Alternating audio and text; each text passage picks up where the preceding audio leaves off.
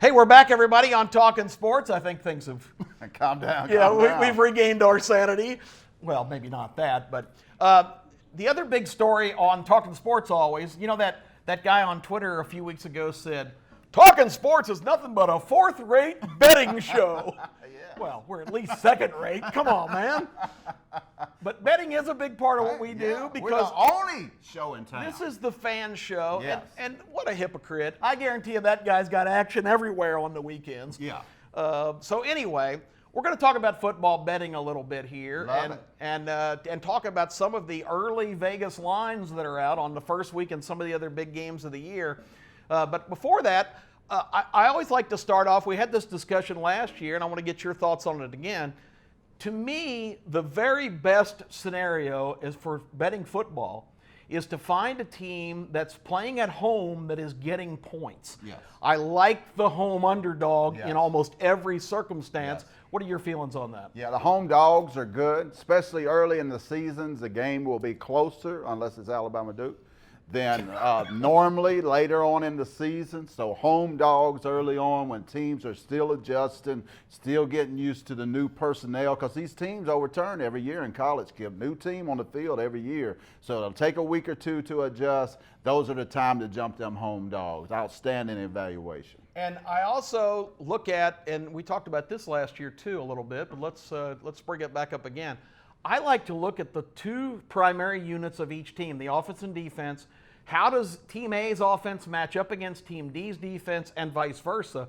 And a lot of times, if you look at those four units collectively, one of them doesn't really measure up, and that gives you a good indication of which way you should go on a game. Yeah, a prime example is the Auburn-Oregon game. Oregon's strength is Auburn's strength. So that plays into the favor of the Auburn Tigers, that their defensive line will be going up against Oregon's best player, which is their quarterback, and that Auburn's worst unit, which is their offense, will face against Oregon's worst unit, which is their defense. This plays into the hands of the Auburn Tigers. And a great point because, as you said, we're not dismissing Auburn having a chance to be a good offensive team. It's just an unknown at this point with a freshman quarterback and a seemingly good stable of running backs, but they're going to have an outstanding offensive line, and they've got a lot of things going for them. Let's start with that game as we look ahead at some of the spreads coming up opening week. Auburn is getting respect, and you got to be, that's got to get your attention. They finished 7-5 in the regular season, won their bowl game big. So they were 8-5 last year, but they're a 3-point favorite over Oregon in that first game.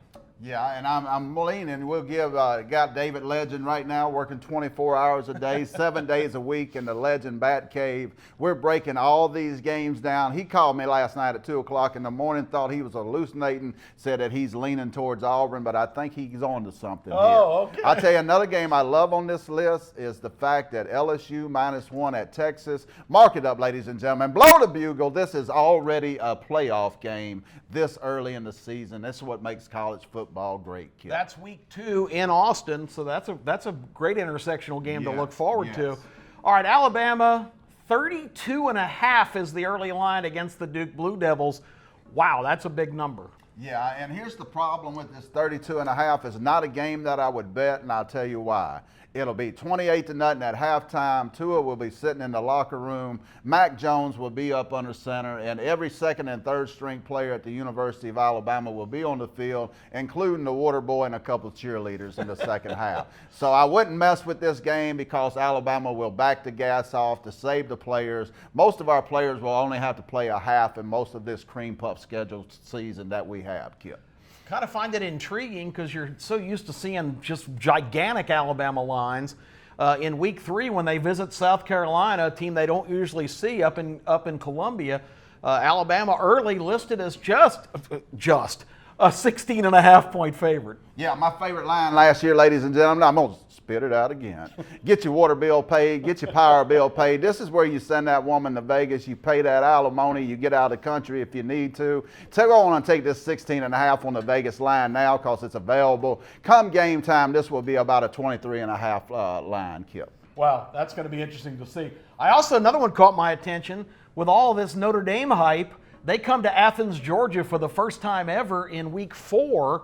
Georgia early listed as an 11.5-point favorite against a supposedly national playoff contender. Yeah, Ian Book is a nice little quarterback, but he's not a great quarterback. Jake Fromm is a great quarterback, and DeAndre Swift is a first-round caliber running back. The Georgia Bulldogs look like the old Washington Redskins hogs up front, ladies and gentlemen. This is a loaded team, a true contender, a team that Alabama will have to square off. Oh, we will beat you. But we will have to square off with this team down the line. They will destroy Notre Dame. Notre Dame is not ready for this. And that Clemson offensive lineman that said Notre Dame was the best team you played last year, stop getting hit in the head, dude. Yeah, too many concussions. We'll be back with our final segment right after this short timeout.